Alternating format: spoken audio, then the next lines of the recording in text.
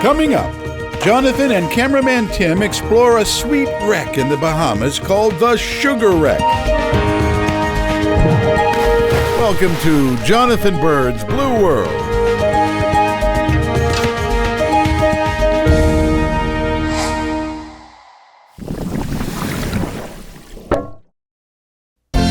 Hey everybody, I'm in the Bahamas with Cameraman Tim, and we're gonna dive the Sugar Wreck. I tell you what, Jonathan, I can't wait to dive this wreck. It went down about 150 years ago, and at the time it went down, it was one of the few four-mast steel-hulled schooners. As opposed to wood. Exactly. All the wooden wrecks down here are long since gone from being eaten away by animals and by the storms. So it's only 20 feet deep here, so we're really not sure how much of the wreck has survived in an area that would get so many storms and get just pounded in this shallow water. I can't wait to see what's down here. Supposedly the wreck was carrying molasses from the Bahamas to the Carolinas. Hence the name Sugar Wreck? Yes, and I don't think there's going to be any molasses left, but I'd like to find out what's going to be on this wreck. Yeah, man, let's go check it out. Absolutely. Once again, we're setting sail aboard my favorite dive boat, the Dolphin Dream. We're in the northern Bahamas, headed to a wreck called the Sugar Wreck, located in the middle of nowhere. We anchor up to the wreck, and from the air you can see the shape of the ship.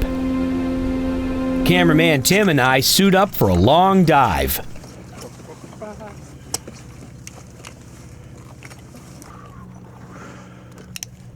Tim demonstrates the classic reverse push entry technique. It takes years of practice.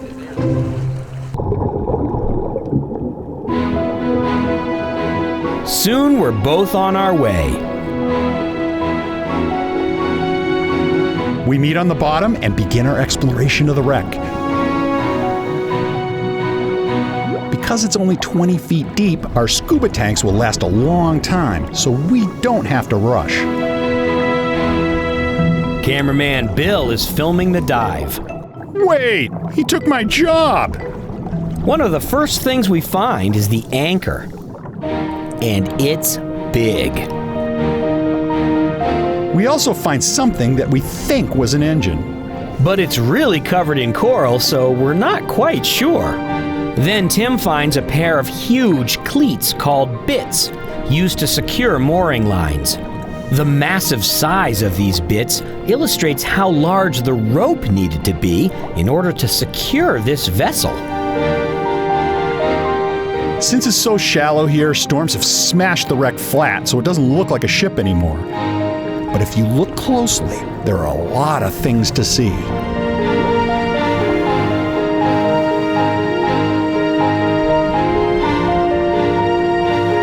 This is not just a pile of rocks.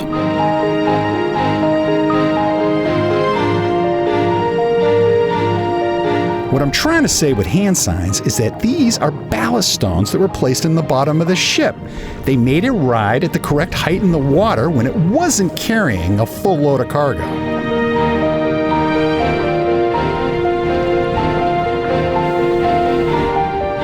As we swim over to the other side of the wreck, we find a ladder, which was probably used to get down into the cargo hold.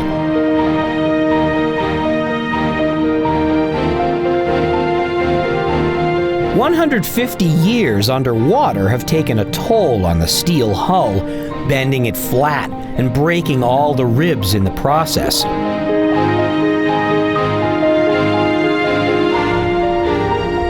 But it's still easy to see that this was a ship.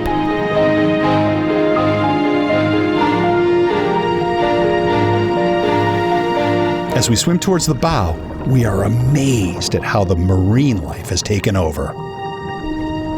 Just 100 yards away, the seafloor is flat and barren. There are almost no fish here because there are no hiding spots.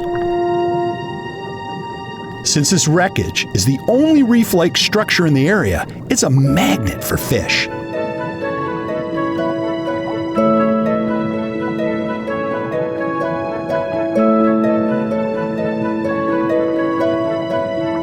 A French angelfish is nibbling on sponges that are growing on the ribs.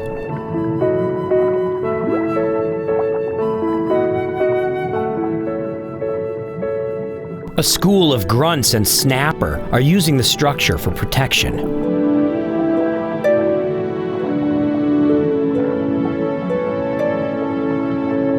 A pair of lionfish, invasive species here in the Bahamas, are stalking prey.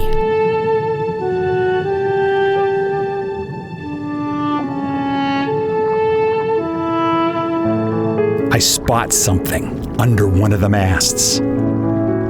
It's a shy nurse shark. Tim gives it a little tickle to see if it will come out, but it's scared of my camera.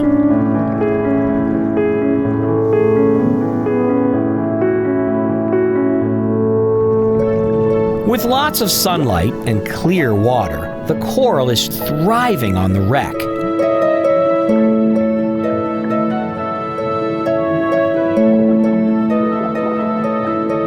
Healthy pillar coral is one of the rarest sights in the Caribbean, and a big stand of it like this means that conditions here are excellent. As we continue exploring, we notice a visitor in the distance. A Caribbean reef shark, probably here to hunt fish, is lurking around the perimeter.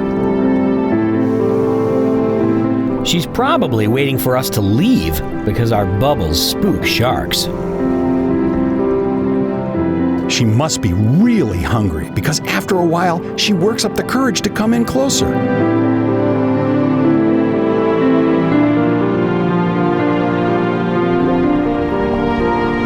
She may even be a little curious about us. It's incredibly rare for a shark to come this close without being fed.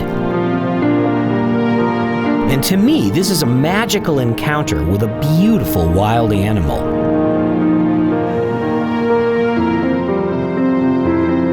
What an awesome shark!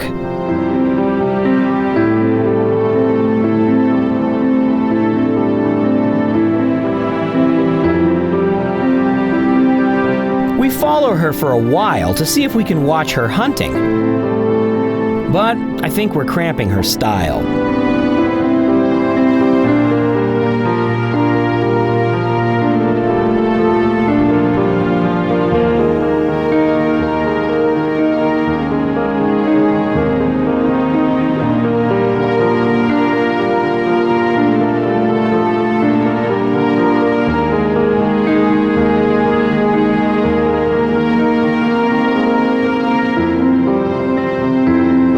She's never going to catch a thing with us hanging around. So we let her be.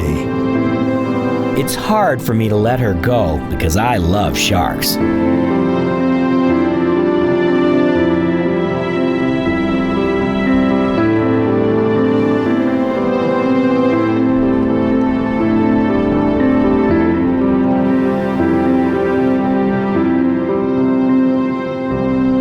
All these fish are here at the wreck to have a place to hide from predators like sharks.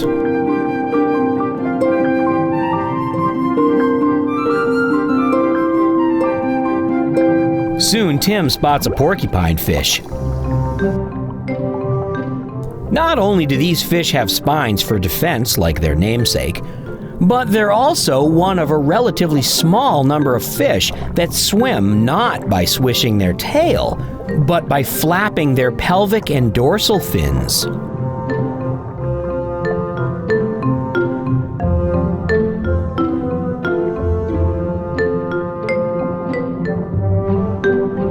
The porcupine fish is not just adorable, but this particular one is not afraid of us at all. So when you come across a cooperative subject like this, you definitely take some time and observe.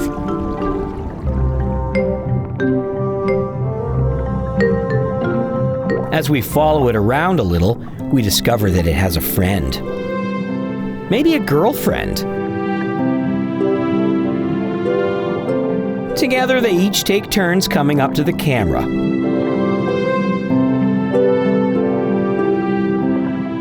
Perhaps they enjoy their reflection in the lens.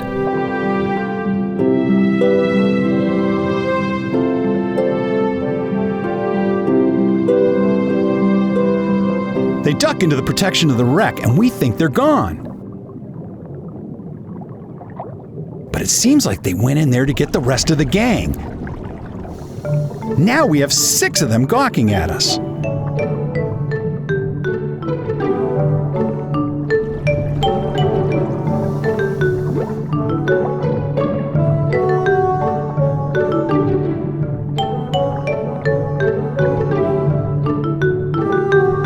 I'm not sure who is watching whom.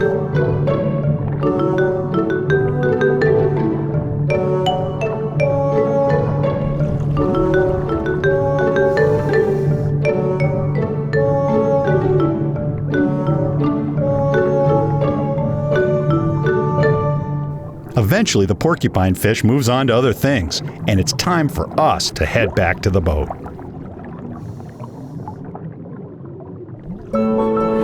Not all shipwrecks still look like ships, but the sugar wreck shows that a shipwreck can create a home for thousands of fish and invertebrates. While we often associate a sinking ship with death, in fact, these derelicts of human society become flourishing habitats of life in the blue world. Hey everyone, thanks for watching our latest episode all the way to the end. You're crazy if you don't subscribe. Hit that subscribe button now so you won't miss our next episode. And check out our merch link in the description for some Blue World swag.